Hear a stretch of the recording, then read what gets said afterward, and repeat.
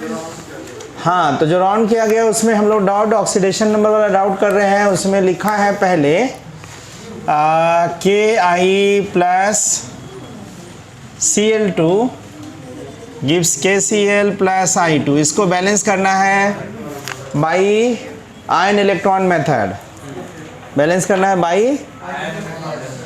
तो इसको हम आयन इलेक्ट्रॉन मेथड से बैलेंस करना है, तो ऑक्सीडेशन नंबर निकालिए। इसमें ऑक्सीडेशन नंबर, इसमें तो ऑक्सीडाइज कौन कर रहा है? ऑक्सीडाइज, और ये रिड्यूस कर रहा है। तो यहाँ पे ना जो लिखते समय रिड्यूस कर रहा है, तो आप क्या कीजिए, रिएक्शन को स्केलेटन में लिख दीजिए, पोटासियम को अलग हटा दीजिए, बाद में पोटासियम लिख देंगे। बाद में मतलब जो Ki है इसका तो कुछ होना नहीं है, इसका ना ऑक्सीडेशन होना है ना रिडक्शन हो रहा है। बाद में जहाँ जहाँ पे Ki हो माइनस होगा उसके आगे लगा देंगे इसको, जहाँ जहाँ पे Cl होगा वहाँ इसको लगा देंगे। ठीक, इस रिएक्शन को आप बदल करके ऐसे लिख सकते हैं ना, I minus equal two plus Cl2, और यहाँ यही ना दिक्कत हो रहा था, इसको आप बदल कर ऐसे लिख लीजिए। और ये क्या हो रहा है आपका, ये ऑक्सीडाइज हो रहा है, और ये आप रिएक्शन को बैलेंस कीजिए, होगा ना। तो ऑक्सीडेशन आप अलग कीजिए, रिडक्शन आप अलग कर लिए, बैलेंस कर लीजिएगा। लास्ट में फिर से जब जहाँ पे ई होगा बाद में के लगा दीजिएगा, यहाँ के लगा दीजिए, है ना। उसको लग रहा था कि भाई हम लोग इसको तोड़ेंगे तो यहाँ वाला यहाँ में तो आयोडीन है ही नहीं, तो कैसे बैलेंस होगा, है ना। इसलिए हम याद करो बोले थे कि पहला step right the skeleton of the reaction. तो बाद में हम बोले थे स्केलेटन मतलब रिएक्शन लिखना, बोले थे ना।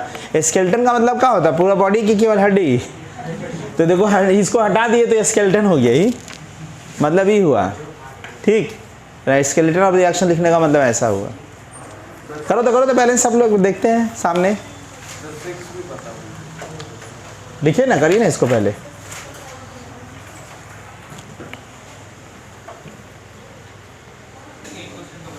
इसको हम लोग बोले थे कि आयन इलेक्ट्रॉन मेथड में ना पहले oxidation half Cl minus I2 minus, ये ऑक्सीडेशन हाफ हुआ, और रिडक्शन हाफ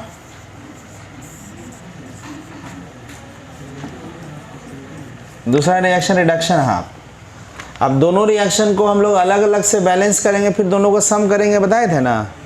तो ऑक्सीडेशन हाफ को कैसे लिखेंगे भाई, ऑक्सीडेशन हाफ को अगर हम लोग बैलेंस करें तो I माइनस से I2 में बताओ ऑक्सीडेशन हो रहा है तो लॉस ऑफ इलेक्ट्रॉन की गेन ऑफ इलेक्ट्रॉन, कितना लॉस ऑफ इलेक्ट्रॉन, कितना।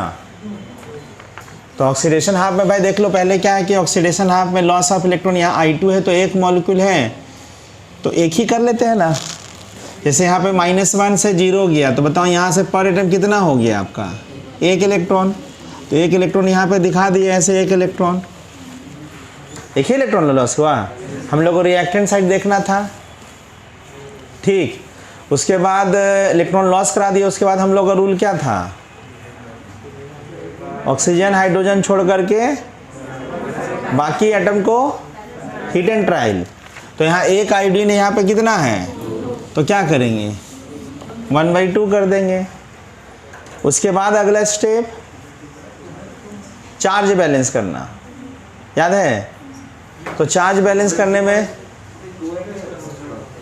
क्या लास्ट में कर देंगे ना रे, आधा रहने दो ना, लास्ट में हम लोग फिर 2 से करना ही पड़ेगा। हाँ, बात वही है। तो 2 लिखेंगे ना यहाँ पर, 2 लिख दो, लो चलो फिर लिख देते 2I माइनस ही करना चाह रहे हैं ना, तो लो। लेकिन हमारा जो रूल था यहाँ 2 इलेक्ट्रॉन हो गया, ये भी सही है, 2 से मल्टीप्लाई कर दिए यहाँ पे सब। तो इसको भी नहीं करिए हम लोग, भाई चाहते तो 2 से कर लेते, लेकिन भाई इसलिए नहीं किए क्योंकि आपका बोले ना रूल है कि ऑक्सीजन हाइड्रोजन छोड़कर बाकी एटम को बाद में ना बैलेंस करना होता है। तो पहले से 2 आयोडीन काहे करते, इसलिए हम लोग हाफ ही कर दिए, क्या दिक्कत है।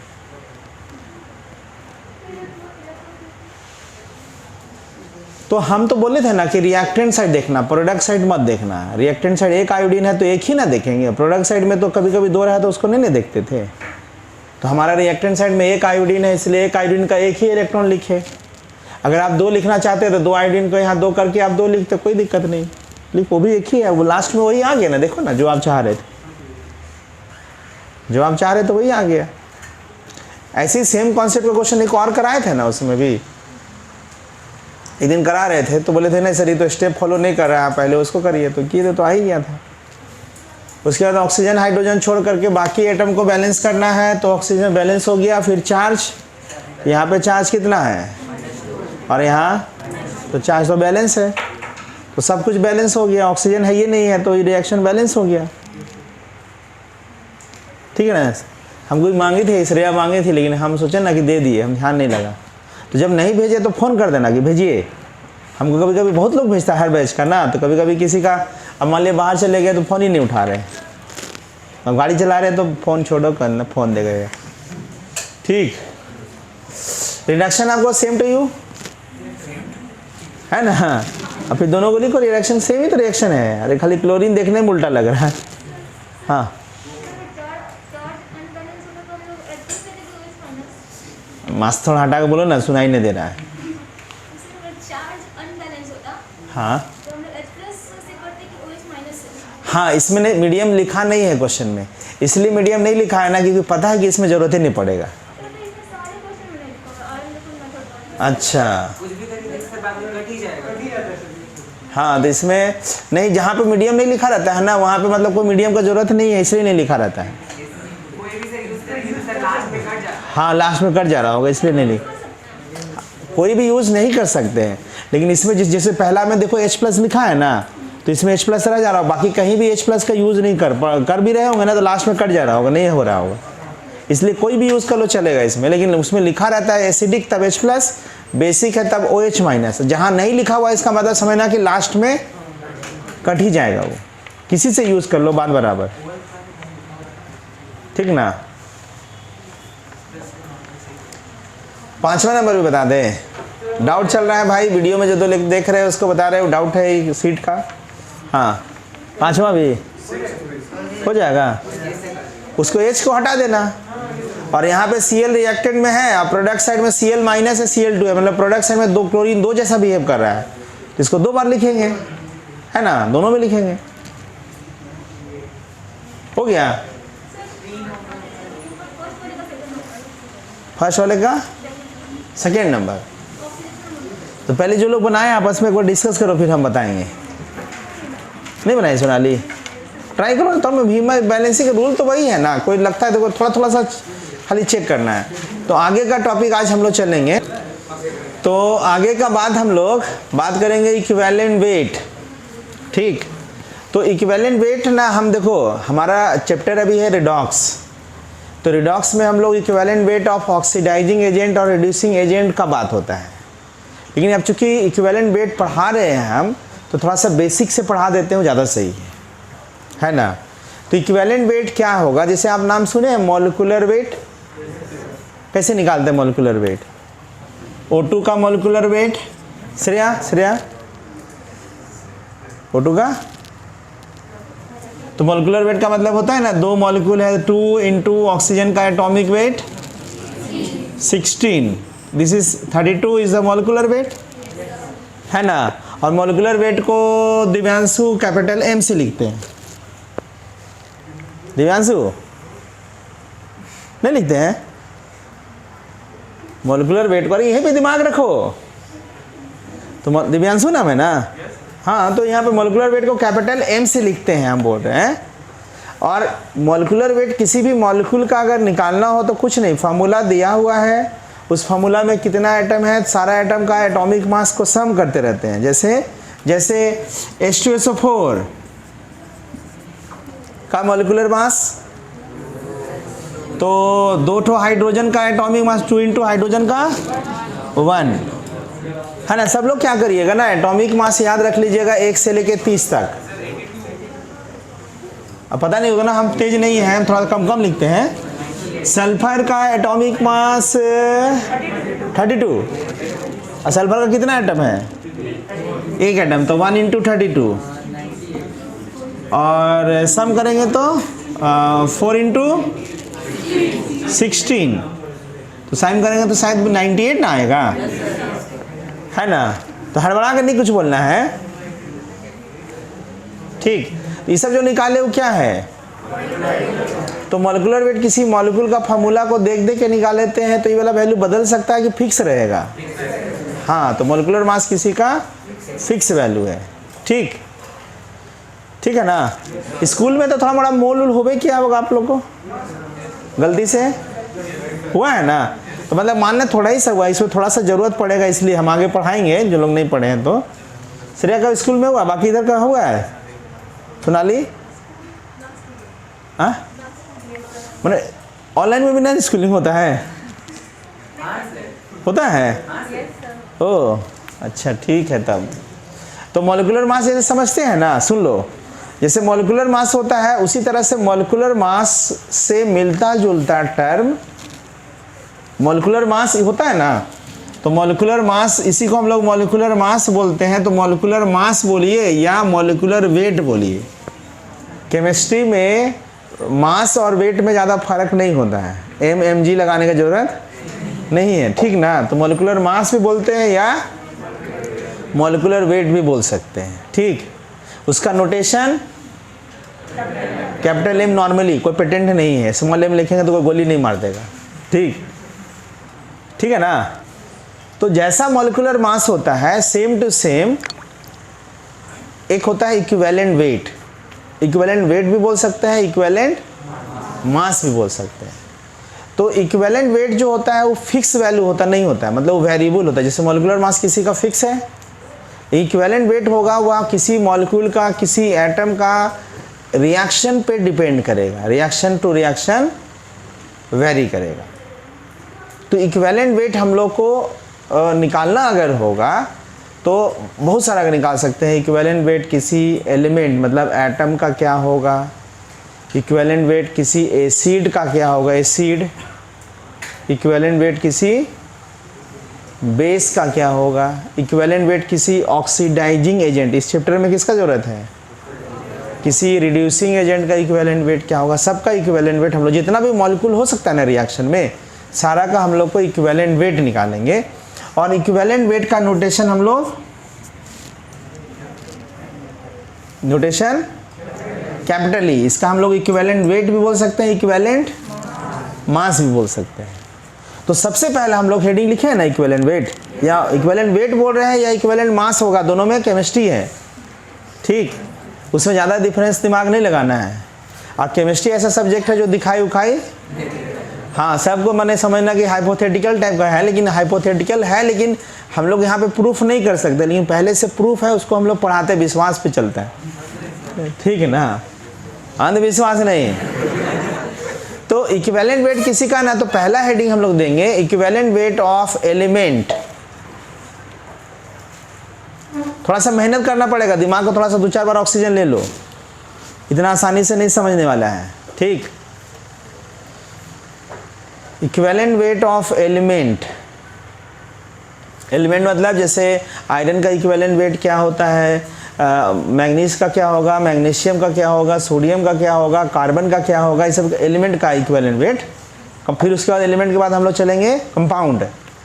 तो कंपाउंड का बात करेंगे तो कंपाउंड बहुत तरह का होता है, acid, base, salt, oxidising agent, reducing agent होता है ना, सबका निकालेंगे एक एक करके। तो किसी भी एलिमेंट का इक्विवेलेंट वेट में 2 एलिमेंट का इक्विवेलेंट वेट ना 3 का फिक्स है, 3 को हम लोग को याद रखना पड़ता है।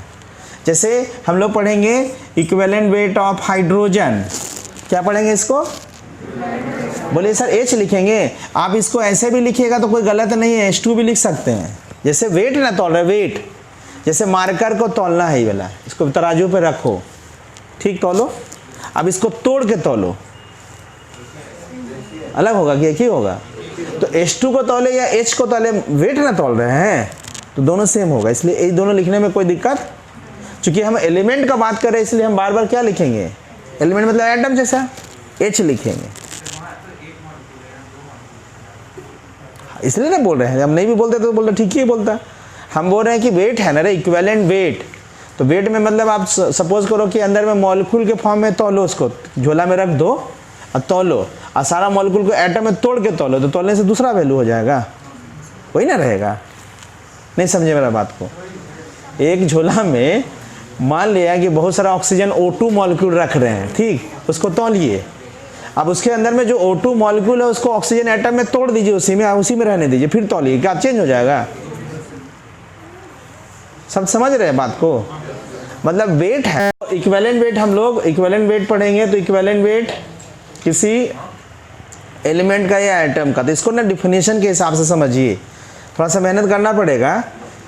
तो किसी भी एलिमेंट का इक्विवेलेंट वेट, एलिमेंट मतलब एलिमेंट समझिए, एटम समझिए, जैसे समझने में आपको अच्छा लगता है वो समझिए। तो किसी भी एटम का इक्विवेलेंट वेट में 3 एटम का इक्विवेलेंट वेट फिक्स है। जैसे हम बोल रहे हैं हाइड्रोजन का इक्विवेलेंट वेट फिक्स है, ध्यान रखना 1, ठीक। इक्विवेलेंट वेट ऑक्सीजन का फिक्स है, इसका इक्विवेलेंट वेट, और क्लोरीन का इक्विवेलेंट वेट नॉर्मली Cl का फिक्स है 35.3 का फिक्स है। इसको मत सोचने मत लगना एक्स्ट्रा कि वो इसका एटॉमिक मास था वही इक्विवेलेंट वेट, ऐसे सोचना नहीं कुछ भी, ठीक है ना? आज सोचिएगा तो गड़बड़ा जाएगा। तो इस यहाँ एटॉमिक मास है तो यहाँ एटॉमिक नंबर हो गया, कुछ नहीं सोचना। इक्विवेलेंट वेट अपना कोई फिक्स वैल्यू नहीं है, वेरिएबल वैल्यू है। ये 3 का फिक्स है, इस 3 के मदद से बाकी का निकालते हैं, ठीक। ये 3 का फिक्स है, 3 एलिमेंट है, इसी के मदद से बाकी सारे एलिमेंट का हम इक्विवेलेंट वेट, एलिमेंट मतलब एटम का निकालते हैं। तो किसी, और हम बोल चुके हैं कि इक्विवेलेंट वेट कोई फिक्स वैल्यू नहीं है, यह हमेशा, और ये किस पे डिपेंड करता है? रिएक्शन पे। किस पे? थोड़ा समझने का प्रयास करा, ना समझ आए तो तुरंत बोलिएगा, इसलिए बोलना है क्योंकि सब लोग अलग अलग टाइप पढ़े हैं। आप लोग कोई 2203, कोई 2204, अलग अलग बैच में ना है, कोई ए है कोई बी है।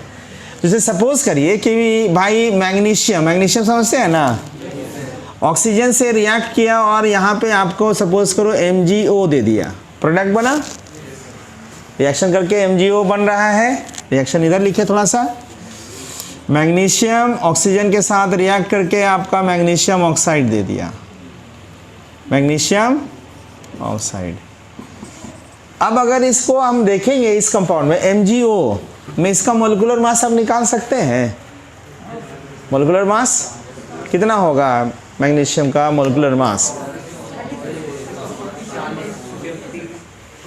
कितना?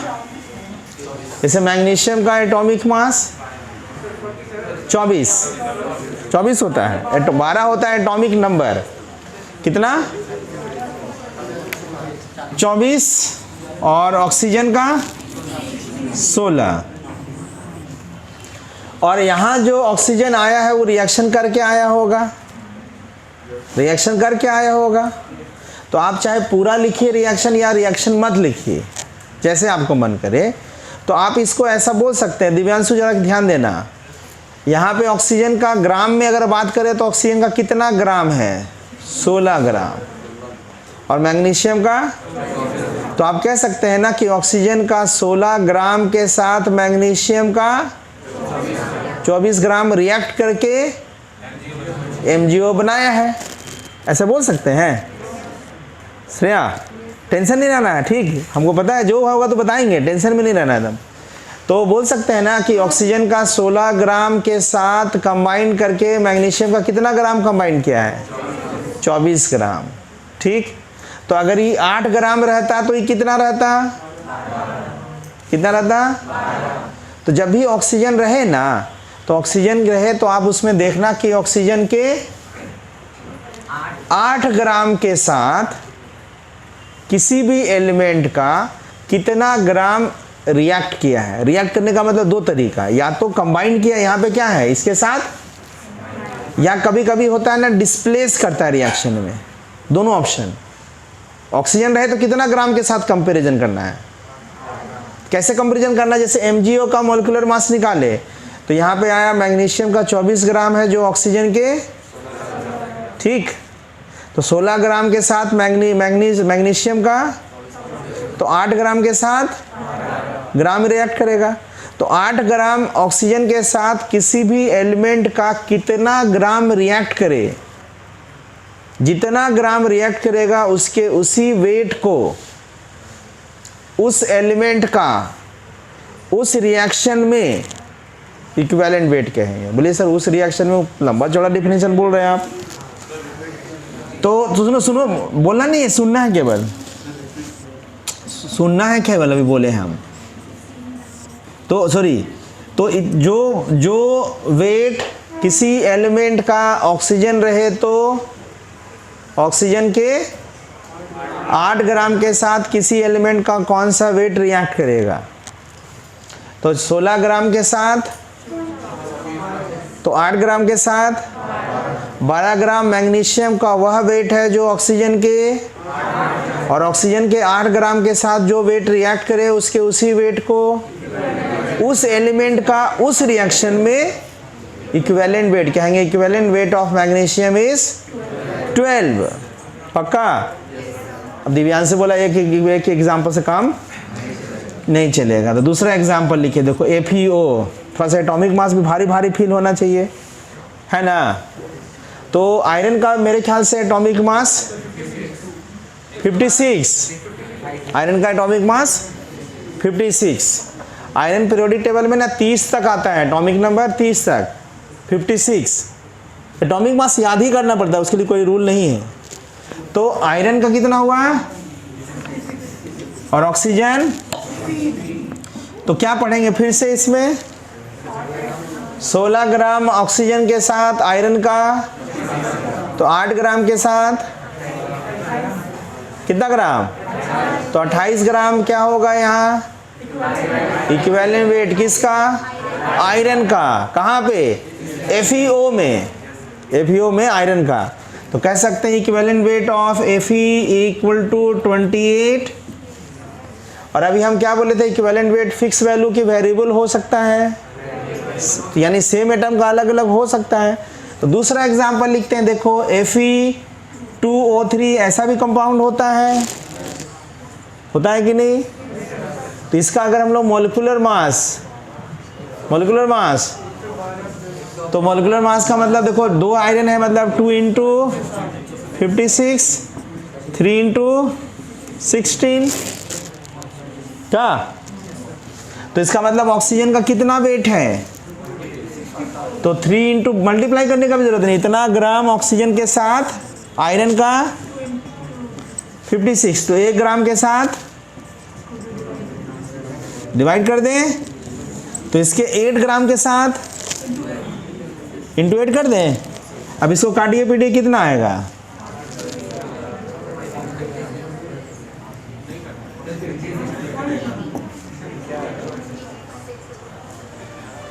इतना ही होगा लगता है। तो ये आयरन का वेट निकला, कौन सा वेट निकला? जो ऑक्सीजन के और ऑक्सीजन के 8 ग्राम के साथ जो वेट रिएक्ट करता है वह वेट। तो आयरन का इक्विवेलेंट वेट ध्यान रखना, आयरन का इक्विवेलेंट वेट फिर से कितना आ गया? कहाँ पे? यहाँ पे कितना था? अलग था। तो सेम एलिमेंट का अलग अलग रिएक्शन में अलग अलग हो सकता है। तो बोलिए सर ये ऑक्सीजन रहेगा तब ना सर, हाइड्रोजन रहेगा तो हाइड्रोजन रहेगा तो सेम कंपैरिजन कितना से करना है? और क्लोरीन रहे तो कितना से कंपैरिजन करना है? बात समझे? यानी कि किसी भी एटम या किसी भी एलिमेंट का इक्विवेलेंट वेट वह वेट होता है जो अगर हाइड्रोजन रहे तो हाइड्रोजन के 1 ग्राम के साथ जो वेट कंबाइन करे या जो वेट डिस्प्लेस करे। ऑक्सीजन रहे तो 8 से कंपैरिजन करेंगे, और क्लोरीन रहे तो उसके उसी वेट को उस रिएक्शन में उस एलिमेंट का। पक्का? समझ रहे सब लोग? जैसे दूसरा एग्जांपल, अगर आपसे हम कहते हैं कि AlCl3 में एल्युमिनियम का इक्विवेलेंट वेट, AlCl3 में एल्युमिनियम का इक्विवेलेंट वेट, तो यहाँ निकालते हैं ऐसे। एल्युमिनियम का होता है 27, 3 × 35 पॉइंट कितना? तो इसके इतना, क्लोरीन का इतना वेट है, क्लोरीन रहेगा तो कितना से कंपैरिजन करना है? तो 3 × 35.5 ग्राम के साथ एल्युमिनियम का, तो 35.5 के साथ 9 ग्राम। तो 9 gram is equivalent weight of aluminium in AlCl3।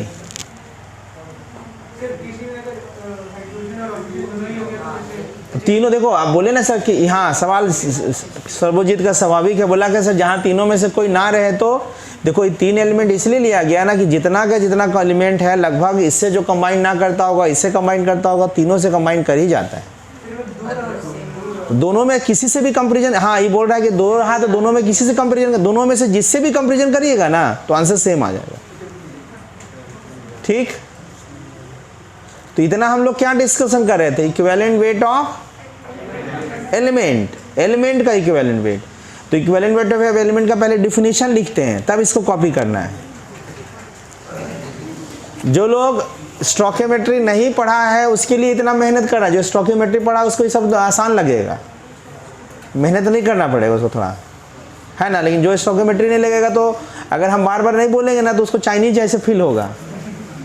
ठीक, तो यानी डिफिनीशन पहले लिखते हैं तब इसको कॉपी करना है। लिखो, हेडिंग क्या है हमारा, इक्विवेलेंट वेट ऑफ एलिमेंट। लिखो, the part by weight, definition थोड़ा डिफिनीशन टाइप रहेगा।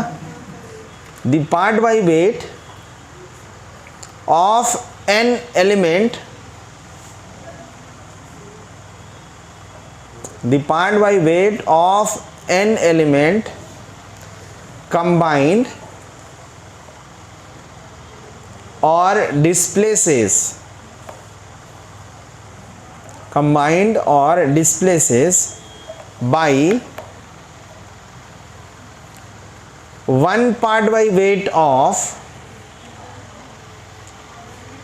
1 part by weight of hydrogen.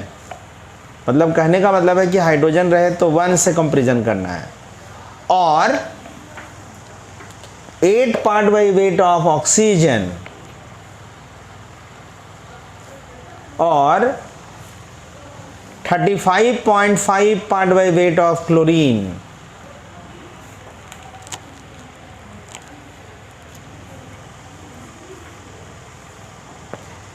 is known as equivalent weight of element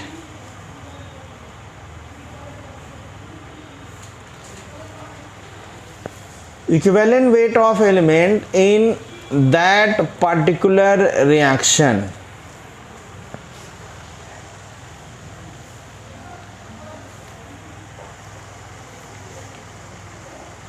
that particular reaction।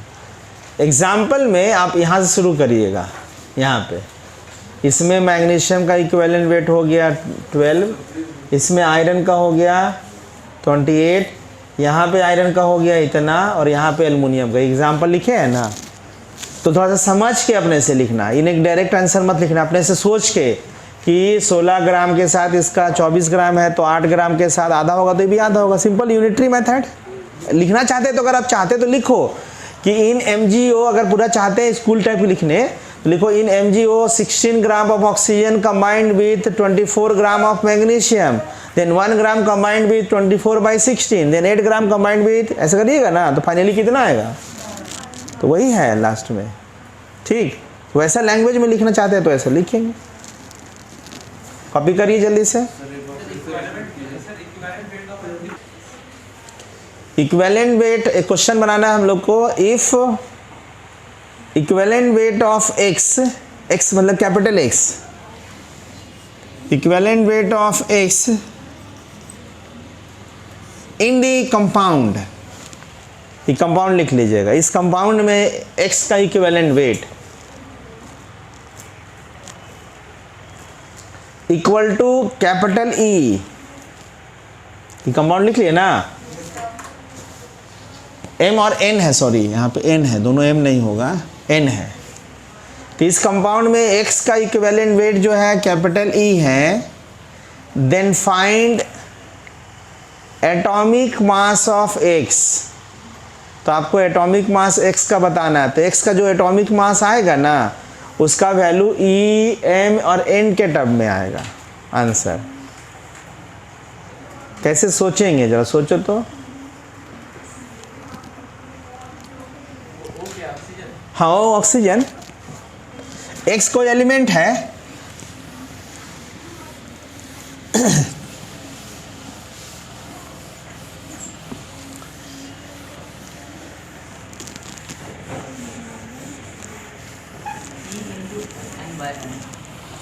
हाँ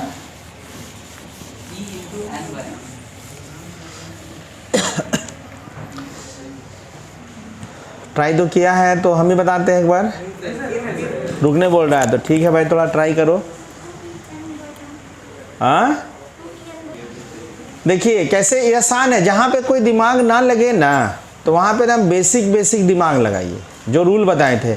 यहाँ पे आयरन तुम रख देते तो जैसे लिखते ना हम लोग, जैसे कंपाउंड है तो इसका मोलिकुलर मास हम कैसे लिखते हैं, तो भाई इसका एटॉमिक मास जो होता है, इसका एटॉमिक मास को A लिखते हैं, और यहाँ पे M के जगह 2 होता था, जितना होता था 2 इंटू लिखते थे ना, तो M है तो अरे जैसे Fe2O3 लिख रहे थे तो नहीं लिख रहे थे 2 इंटू इसका एटॉमिक मास 56 प्लस 3 है तो 3 इंटू इसका एटॉमिक मास 16। तो यहाँ पे इसका एटॉमिक मास ही पूछा है, तो X का एटॉमिक मास सपोज करिए कि A है। अब यहाँ इसका एटम A है, M है, तो M इंटू एटॉमिक मास, जैसे 2 था तो 2 इंटू एटॉमिक मास था ना, उसी तरह से यहाँ क्या करेंगे, प्लस N इंटू 16। ठीक, और हम लोग को इसका वैल्यू निकालना है, लेकिन इसका X का इक्विवेलेंट वेट दिया है, तो हम लोग डिफिनेशन वाला जो यूज़ कर रहे थे कि इस कंपाउंड के अंदर में N into 16 gram of oxygen कितना से रिएक्ट किया, M इंटू X, तो 1 ग्राम के साथ कितना रिएक्ट किया होगा, तो 8 ग्राम के साथ कितना रिएक्ट किया, तो M into A N into 16 into 8, और जो 8 ग्राम के साथ रिएक्ट करता है इसके इसी वेट को क्या बोलेंगे, इक्विवेलेंट वेट ऑफ X, नहीं बोलेंगे, जो ऑक्सीजन के 8 ग्राम के साथ जो वेट रिएक्ट करता है उसके उसी वेट को ना इक्विवेलेंट वेट ऑफ X बोलेंगे। और इसी क्वेश्चन में, इसके जगह क्वेश्चन में क्या दिया हुआ है, E दिया हुआ है, इक्विवेलेंट वेट बोल दिया, दे दिया है क्वेश्चन में E, तो इसी के जगह हम E लिख दिए। अब इसी में आपको A निकालना है तो बाकी इधर उधर भेजिए, तो यहाँ देखो ये और क्या हो गया, तो नीचे 2 है ना, तो इसको वहाँ ऊपर भेजेंगे और ऊपर नीचे आएगा, तो A का वैल्यू कितना के बराबर, बाई, ये क्या निकला आपका, यही आपसे पूछ रहा था, नहीं बेसिक ही है ना, तो डरना नहीं, सीख रहे हैं। देखो ये हम पहले से आपको बता दे रहे हैं कि जो आगे पढ़ने जा रहे हैं, थ्योरी पढ़ने में थोड़ा आसान लगेगा, इसका क्वेश्चन जो है तो बहुत हाई लेवल है, पहले दिमाग लगा लेना, तो आपको पहले समझ लेना कि थोड़ा मोड़ा भी समझ आ रहा है तो बहुत ज़्यादा समझ आ रहा है। ठीक, तो कॉन्फिडेंस लूज नहीं करना है, थोड़ा हार्ड चैप्टर है, दिमाग रखना पहले से, ठीक है ना। और हार्ड चैप्टर का मतलब ये नेगेटिव सेंस में नहीं, पॉजिटिव सेंस में बोल रहे हैं। ये आर्यन सोचेगा कि हार्ड है तो आप पढ़ नहीं करेंगे, वैसा नहीं, हिम्मत, जहाँ जो जिसको इस चैप्टर समझ आने लगेगा, समझना कि आगे का चैप्टर आप ऐसे ही उड़ा दीजिएगा। ठीक, हाँ थोड़ा मेहनत करना पड़ेगा, इसमें क्या होता है कि प्रैक्टिस रिक्वायर्ड, प्रैक्टिस करिएगा तब आपको जो बात लगेगा ना, ये तो छोटा मोटा ऐसे उड़ा देंगे, वही चीज़ आपको याद नहीं रहेगा क्वेश्चन बनाते समय। ठीक ठीक, दूसरा एक बताइए, जैसे फाइंड इक्विवेलेंट वेट, शॉर्टकट में इसको ऐसे लिखते हैं, इक्विवेलेंट वेट, EQ मतलब equivalent weight of iron in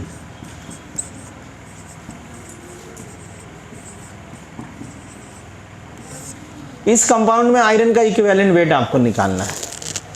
देखने में बहुत अजीब अजीब टाइप मिलेगा आपको, हाँ आयरन में 0.98 और यहाँ 1.00 ऐसा लिख दिया, तो आप ऐसा लिख दिया तो भी टेंशन मत लो, आप सिंपल बेसिक समझिए, बेसिक को अप्लाई करिए। इसमें आयरन का इक्विवेलेंट वेट निकालना है आपको, हाँ सिंपल, देखो ना, जैसे इसमें निकालिए तो क्या होगा, जिससे 2 रहता था तो कितना से मल्टीप्लाई करते थे, तो 0.98 रहेगा तो इंटू प्लस 16, तो 16 ग्राम के साथ इतना ग्राम, तो 8 ग्राम के साथ इसका आधा, तो इक्विवेलेंट वेट कितना होगा आयरन का, तो 0.98 इंटू 56/2 आंसर। देखने में पहली बार देखेंगे तो नहीं फीलिंग तो स्ट्रांग रहता है टाइप का, अरे क्या आ गया है ना, जैसा है कुछ भी रहे, क्या दिक्कत है, जो रहेगा वो रहेगा, जो रूल है वो रूल है।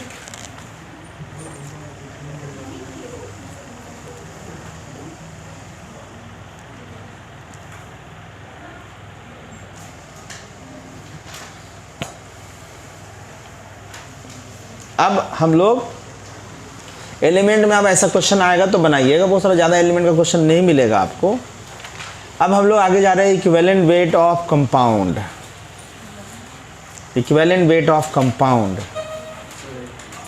ठीक। कोई दिक्कत, कंफ्यूजन नहीं? जो समझ आएगा तो तुरंत रोकना है, एकदम ब्रेक, पावर ब्रेक, ABS, ठीक।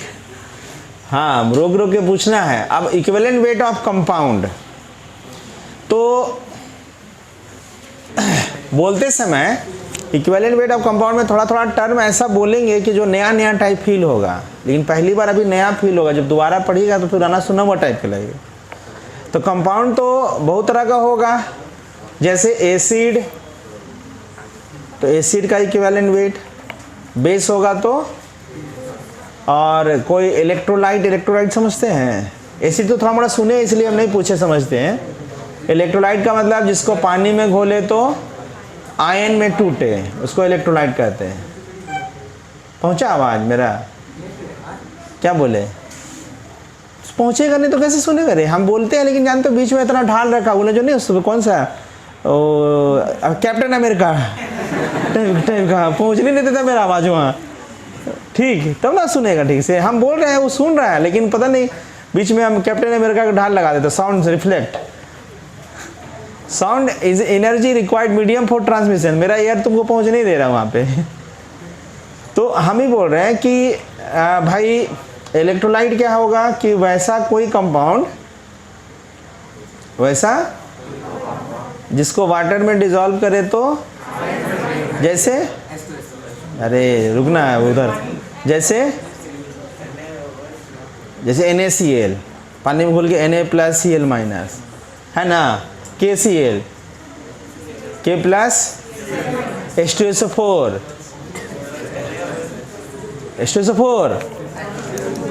H2SO4 ऐसे टूटता है ना, तो आयन में टूटेगा तो इलेक्ट्रोलाइट। तो बोल रहा है सर ये तो एसिड भी दिख रहा है। अरे कोई कंपाउंड का नेचर दो से अधिक तरह का भी तो होता है ना भाई। एक ही कंपाउंड बोलेगा, जरूरत पड़ने पे हम देखो, जो मेरी क्लास में स्टूडेंट है तो कहा रोड पे भी पढ़ते चलते हो? रोड पे तुम दोस्त रहा, तुम्हारे बिहेवियर, घर में भी तुम स्टूडेंट हो गए, सब जगह अलग है ना, नेचर बदलते रहता है, सेम ही का लोगों का। तो इलेक्ट्रोलाइट होगा। उसके बाद हम लोग पढ़ेंगे ऑक्सीडाइजिंग एजेंट का इक्विवेलेंट वेट। क्या था ऑक्सीडाइजिंग एजेंट? उधर जय, ऑक्सीडाइजिंग एजेंट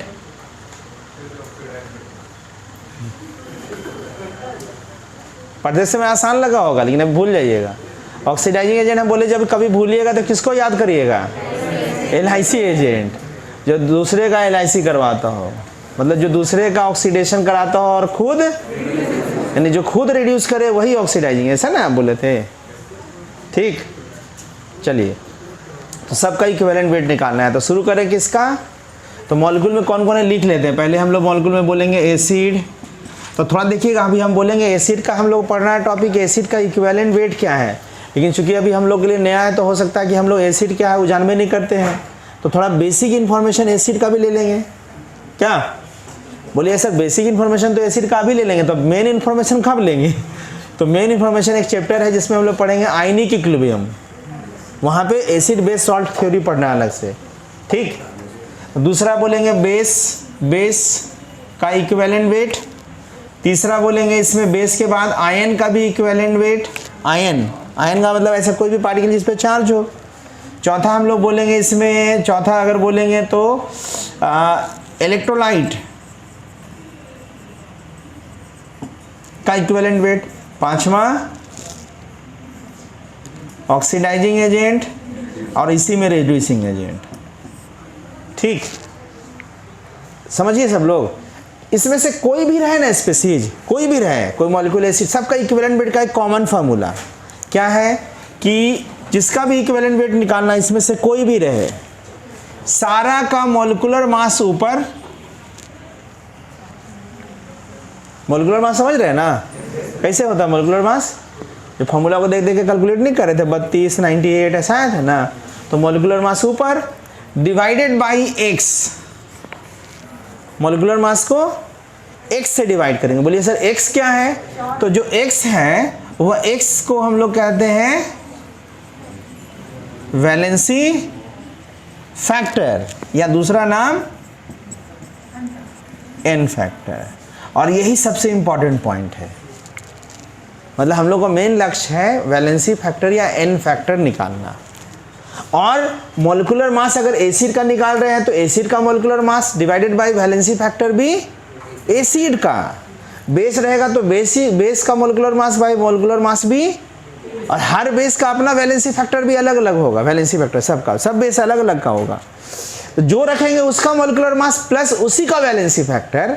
ठीक, तो मॉलिक्यूलर मास से कॉमन टर्म में फॉर्मूला को देख देख के निकालते हैं। तो मेन रोल क्या होगा? हाँ, तो एसिड का वैलेंसी फैक्टर निकालने का तरीका अलग है, बेस का निकालने का अलग है, मतलब सबका फॉर्मूला कॉमन है, कुछ भी रहे सबका फॉर्मूला यही है आपका, इसमें से कोई भी रहे, लेकिन सबकी जगह मॉलिक्यूलर मास तो उसका मॉलिक्यूल देखेंगे, मॉलिक्यूलर मास निकालेंगे। वैलेंसी फैक्टर अलग है, तो वैलेंसी फैक्टर के लिए समझना पड़ेगा कि एसिड के लिए वैलेंसी फैक्टर का मतलब क्या होगा, बेस में वैलेंसी फैक्टर का क्या मतलब होता है, इलेक्ट्रॉन आयन में वैलेंसी फैक्टर का मतलब क्या होगा, ऑक्सीडाइजिंग रिड्यूसिंग में और इलेक्ट्रोलाइट में, सबका। ठीक, तो पहले इसको आप लिख लीजिए और ये भी लिख लीजिए, उसके बाद हम लोग शुरू करेंगे कि एसिड क्या है और एसिड में वैलेंसी फैक्टर कैसे निकालते हैं। ठीक, हो गया कॉपी? वाह, हाँ किसका? एसिड का? हाँ लिखाएंगे अभी definition.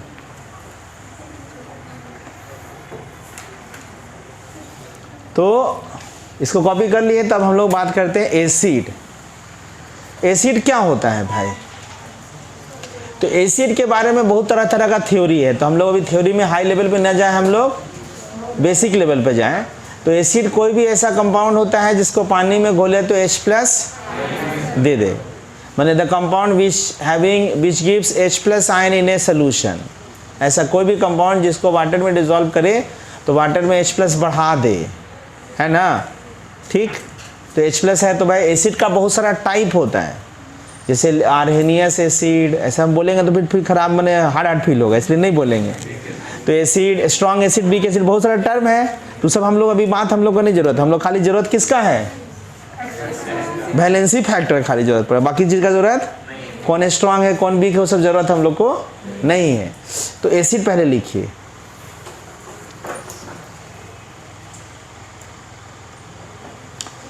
The compound which having displaceable H+ ion. अगर बहुत माइन्यूटली देखिएगा ना तो ये शब्द सही नहीं है, लेकिन अभी हम लोग बेसिक लिख रहे हैं तो ये सही मान लेते हैं इसको, है ना? विच हैविंग डिस्प्लेसेबल H+ आयन, मतलब वैसा कंपाउंड जिसके पास टूटने वाला H+ हो, मतलब या बोल सकते हैं कि जो टूट के H+ देता हो। ठीक, ठीक ना? तो टूट के H+ देता हो, जैसे भाई आप बताइए तो कोई कंपाउंड, हाँ टूट के H+ दे रहा है कि नहीं? तो क्या हो गया? तो कितना H+ दे रहा है टूट के? 2 ठो दे रहा है। तो 2 ठो H+ कितना? इसका 1 मॉलिक्यूल दे रहा है कि 2 मॉलिक्यूल? 1 मॉलिक्यूल ना। तो कोई भी 1 मॉलिक्यूल टूट करके कितना H+ रिलीज हो रहा है, वही उसका वैलेंसी फैक्टर होगा। सिंपल। जैसे H2SO4, ध्यान रखना, लेकिन फिर से सुनिए, H2SO4 यहाँ पे है, तो कभी कभी ऐसा है इसके पास, जिसके पास एक से ज़्यादा हाइड्रोजन आयन रहेगा, तो कभी कभी हो सकता है कि थोड़ा मोड़ा रिएक्ट करे तो टूट के 1 भी तो दे सकता है। जैसे फॉर एग्जांपल देख लो यहाँ कि NOH के साथ H2SO4 रिएक्ट करा, तो यहाँ पे देखो सोडियम सल्फेट बना और आपका वाटर बना। तो हम लोग को फोकस कहाँ करना है? एसिड हमारा टॉपिक है। तो आप गौर करो इसमें कौन है बगल में? अब यहाँ पे सल्फेट के पास एक भी हाइड्रोजन बचा, तो इस मतलब इससे कितना हाइड्रोजन टूट के अलग हो गया? 2 हो गया। 2 तब ना 2 जगह सोडियम आया, तो दोनों का दोनों हाइड्रोजन अलग हटा तब ना 2 सोडियम आया। तो इसका मतलब कितना हाइड्रोजन टूट के अलग हुआ? 2 हो गया। और जो भी एसिड में जितना H+ टूट के अलग होगा वही उसका वैलेंसी। लेकिन बोलिएगा सर 2 हुआ, लेकिन ऐसा भी कभी कभी देखिएगा, कभी रिएक्शन मिलेगा आपको, अरे एसिड बेस रिएक्ट करता है तो सॉल्ट और वाटर बनता है ना, हम बैलेंस नहीं कर रहे हैं, तो H2SO4 में देखिए कभी कभी ऐसा भी रिएक्शन गलती से मिलेगा आपको, ऐसा, पता नहीं देखे होंगे शायद। तो बताओ यहाँ पे कितना हाइड्रोजन था, अभी कितना बच गया, तो मतलब एक ही टूट के अलग हुआ। तो जो टूट के अलग बोलेगा मेरे पास तो खूब पैसा, मतलब दानी थोड़ी हो गया। अरे जो दान करेगा वो ना बोलेंगे दानी है, इसके पास है 2 ठो लेकिन यहाँ पे बचा के 1 ठो रख लिया, तो डिस्प्लेस कितना हो गया। तो जितना H+ आयन डिस्प्लेस होगा वही उसका वैलेंसी फैक्टर होगा। बात समझे। तो यहाँ पे अगर बोलेंगे कि H2SO4 का इक्विवेलेंट वेट कितना होगा इस रिएक्शन में, तो H2SO4 का इक्विवेलेंट वेट, इसको क्या पढ़ेंगे, लिखेंगे कैसे, गलती से नीचे नहीं लिखाया है, नोटेशन है कैपिटल E और H2SO4 को बेस में लिखना है। बहुत लोग लिखेगा ऐसे, बोलेगा सर कहाँ अंतर है, दोनों तो एक हैं। कुछ लोग और ऐसे करेगा, सब एक ही ना सर, प्रूफ करिए गलत का। ऐसा नहीं, कैपिटल E लिखना है और नीचे बेस में ऐसे लिखना है। इसको पढ़ेंगे क्या, इक्विवेलेंट वेट ऑफ H2SO4। इस केस में कितना होगा बताइए तो, मॉलिक्यूलर मास बाई 2। और इस केस में इसका अंडरलाइन, इसका हम इसका नहीं बात कर रहे, किस में आएगा, तो बेस पढ़ेंगे तो इसका बताएंगे। तो इक्विवेलेंट वेट ऑफ H2SO4 इस रिएक्शन में हम बोले हैं कि equivalent weight reaction to reaction change कर सकता है, करेगा जरूरी नहीं है, मतलब कर सकता है। यानी कि एसिड के केस में जब एसिड रहेगा तो जो X जो वैलेंसी फैक्टर था वो क्या था, नंबर ऑफ डिस्प्लेसेबल H+ आयन कम पर मॉलिक्यूल, माने एक मॉलिक्यूल से टू, कभी कभी कोफिशिएंट 4 हो जाएगा ना, 4 नहीं, एक मॉलिक्यूल से कितना H+ अलग हुआ। बोलिए सर एक मॉलिक्यूल क्यों, तो मॉलिक्यूलर मास का 2 मॉलिक्यूल का है, जब मॉलिक्यूलर मास 1 मॉलिक्यूल का है तो वैलेंसी फैक्टर भी पर मॉलिक्यूल होगा। ठीक, तो एग्जाम्पल देके समझा रहे थे आप। कुछ और एग्जाम्पल है, जैसे बताओ HCl क्या है आपका, इसके पास कितना H+ है, तो मैक्सिमम कितना अलग होगा, तो इसका वैलेंसी फैक्टर फिक्स। HNO3 भी एसिड है कि नहीं, तो इसका वैलेंसी फैक्टर 1 होगा। उसी तरह से हम और भी बात करेंगे भाई, देखो HClO4,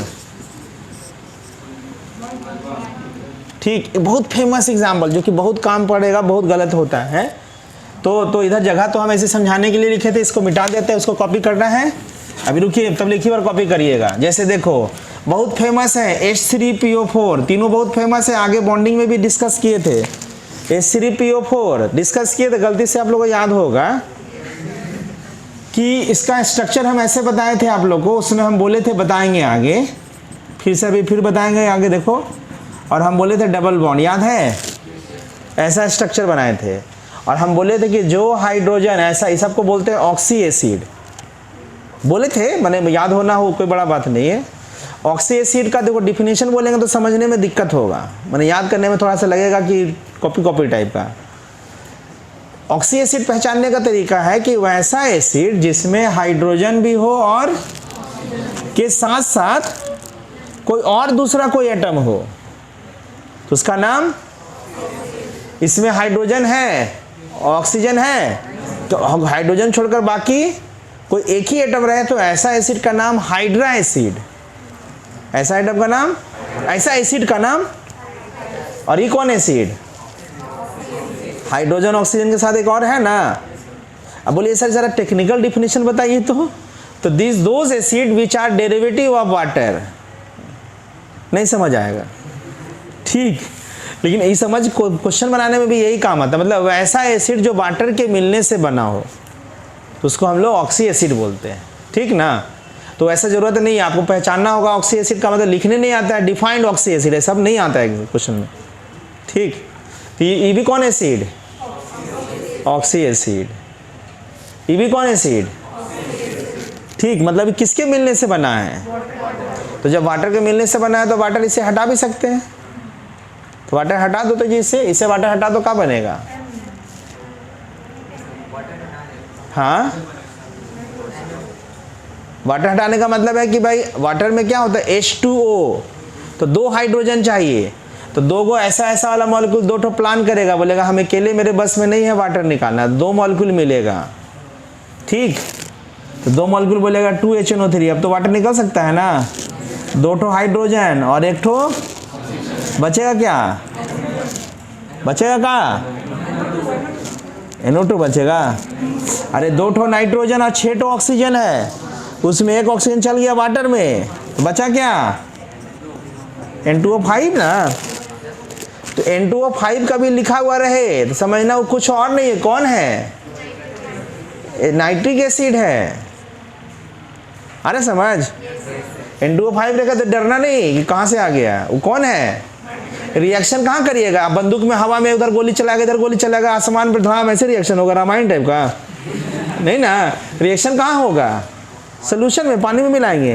तो अगर इसको भी मिलाइएगा तो पहले बोलेगा मेरा पानी लिए थे वापस दो, वापस लेके ही बनेगा, बोलेगा आप ठीक रिएक्ट करो, तो भी रहेगा तो यही रिएक्ट करेगा। लेकिन अभी हम लोग इसका बात नहीं करेंगे, आगे बात इसका भी करेंगे।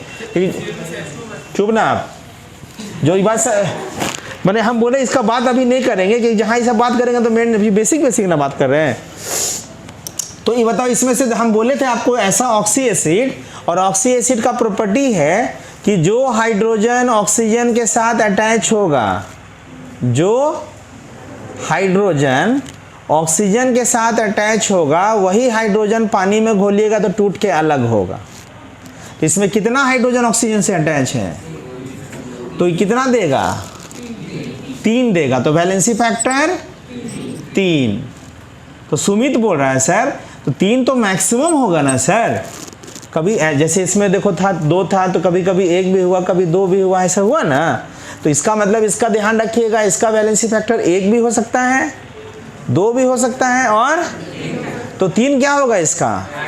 और मैक्सिमम कब होगा, जब तीनों हाइड्रोजन टूट के अलग हुआ। तीनों हाइड्रोजन कब टूट के अलग हुआ, जब ये क्या करेंगे, एसिड को कंप्लीटली रिएक्ट कर लेंगे। तो कभी कभी क्वेश्चन में लिखा रहेगा H3PO4 is completely react with NOH। तो कंप्लीटली का मतलब सारा NOH जो सारा इसका H+ खत्म हो गया, इसका मतलब अपने आप ऑटोमेटिक क्या ले लीजिएगा, इसका वैलेंसी फैक्टर। बात समझे। आप बोलेगा H3PO4 partially react with, partially में हम नहीं कर सकते कितना होगा, उसके लिए रिएक्शन लिखा होना चाहिए, ठीक पक्का। इसी में याद करो थोड़ा सा आगे, हम लोग H3PO3 भी हम बोले थे, और इसका भी स्ट्रक्चर बनाए थे। इसका स्ट्रक्चर हम बॉन्डिंग में पढ़ाए थे, जब रिडॉक्स पढ़ा रहे तब वो थोड़ा सा बताए थे। इसमें 3 दिख रहा है, लेकिन आपको हम बोले थे कि इसमें से आसान है कि 3, एक ऑक्सीजन कम हो गया। देखो सबको लगता है कि हटा देते तो अच्छा लगेगा, लेकिन हम बोले थे कि हटेगा, बताए थे कि नहीं लगता है, बताए थे, एक बार पलट के देखना। इसका स्ट्रक्चर ऐसा होगा। तो बोलिएगा सर का कोई माइक्रोस्कोप से देखा था क्या। अरे भाई माइक्रोस्कोप से नहीं दिखाई है एसिड। अगर आप तीनों का तीनों अगर इससे स्ट्रक्चर से कंपैरिजन करते, अगर ये ऑक्सीजन को हटाते तो बताओ इसका मैक्सिमम H+ कितना टूट के अलग होता। ध्यान सुनिए, अगर ये स्ट्रक्चर से कंपैरिजन करते और सोचने में आसान अच्छा कौन लगेगा कि इसमें से इसमें कौन कम है, तो एक ऑक्सीजन को कहाँ से कम करने में अच्छा लगेगा, ये वाला अच्छा लगेगा कि नहीं लगेगा ना, अच्छा। और अच्छा लगेगा तो बताओ इसमें से कितना हाइड्रोजन टूट के अलग होता है, इसमें भी कंप्लीट रिएक्शन पे। तो लगा जब इस कंपाउंड को प्रैक्टिकली रिएक्ट करा के देखा तो देखा कि इसमें से मैक्सिमम 2 ही हाइड्रोजन टूट के अलग हो रहा है। बात समझे। तो मैक्सिमम 2 ही हाइड्रोजन टूट के अलग हो रहा है, इसका मतलब है out of 3 hydrogen only 2 hydrogen is attach to oxygen. बात समझे। इसका मतलब 2 हाइड्रोजन अटैच है, इसका मतलब ये है जरूर हाइड्रोजन इसके साथ अटैच। तो कोई सोच रहा होगा, सोचना भी चाहिए कि आखिर ऑक्सीजन में ऐसा क्या बात है कि इसको एसिडिक हाइड्रोजन बना देता है। नहीं कोई सोच रहा है, सोचो। माने ऐसा ऑक्सीजन के साथ रहेगा तो एसिड हो जाएगा, यहाँ रहेगा तो नहीं टूटेगा, क्या मतलब हो गया। हाँ सही बोल रहा है एकदम। अरे भाई इसके साथ अटैच रहेगा तो दोनों में इलेक्ट्रोनेगेटिविटी डिफरेंस है, तो खींचेगा तो ये हो गया प्लस, ये हो गया माइनस। और जैसे इसको दोनों के बीच में अभी बॉन्ड नहीं रहा, दोनों कहला गया पोलर कोवैलेंट। क्या कहला गया। अब दोनों के बीच में कैसा फोर्स हो गया, इलेक्ट्रोस्टैटिक फोर्स। और इलेक्ट्रोस्टैटिक फोर्स का फॉर्मूला होता है दोनों के बीच में force 1/4 epsilon not Q1 Q2 by. अब बताओ epsilon not is a permittivity constant which depend upon medium.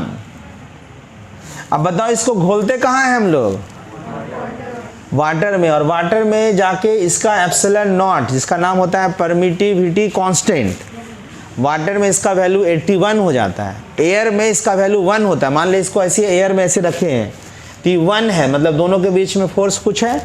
जैसे इसको वाटर में डिजोल्व किया तो इसका वैल्यू 81 हो गया, तो नीचे 81, दोनों के बीच में फोर्स कितना टाइम्स घट गया, तो दोनों टूट के आसानी से अलग हो गया। लेकिन ये फार्मूला किसके बीच में है, प्लस माइनस के बीच, मतलब इलेक्ट्रोस्टैटिक फोर्स है, लेकिन दोनों का लगभग इलेक्ट्रोनेगेटिविटी सेम, ज़्यादा का फर्क। तो यहाँ पे प्लस माइनस, तो पानी में घोलने से कोवेलेंट बॉन्ड थोड़ी टूटता है, इसलिए ये वाला H प्लस टूट के अलग। जिसको कि हम आसान शब्द में कहें कि ऑक्सी एसिड कभी अगर रहे तो जो हाइड्रोजन ऑक्सीजन से अटैच रहेगा वही पानी में टूटेगा। इसी का नट सेल में एक शब्द में मतलब है, इतना मेहनत नहीं करने का ज़रूरत है, ठीक। तो इसमें से मैक्सिमम कितना हाइड्रोजन टूट के अलग होगा, क्यों बोलेंगे, out of 3 hydrogen only 2 hydrogen attach to and remaining 1 hydrogen directly attach to which is not acidic hydrogen. यह हाइड्रोजन एसिडिक नहीं है, इसलिए इसका मैक्सिमम वैलेंसी फैक्टर मैक्सिमम। तो मैक्सिमम शब्द का इस्तेमाल क्यों कर रहे हैं, एक भी हो सकता है, अगर पार्शियली रिएक्ट करे, कंप्लीटली रिएक्ट करेगा तो इसका मैक्सिमम। एक और एग्जांपल दिए थे, बॉन्डिंग में स्ट्रक्चर बनाए थे, H3PO2 याद होगा, इसमें से इसमें क्या फर्क, तो ये फिर ही ऑक्सीजन नहीं घटेगा, इन दोनों में से कोई हट के एक होगा।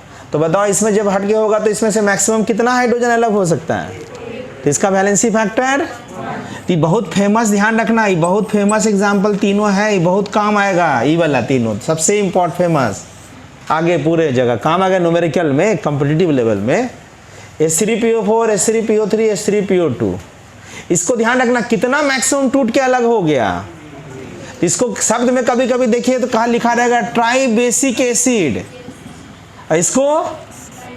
और इसको मोनोबेसिक, ऐसा लिखा हुआ शब्द रहेगा कभी कभी, बात समझ रहे हैं ना। तो हम लोग बात करें एसिड, ठीक। कुछ दूसरा टाइप का एसिड होता है, हाँ लिख लीजिए पहले, तब सब लोग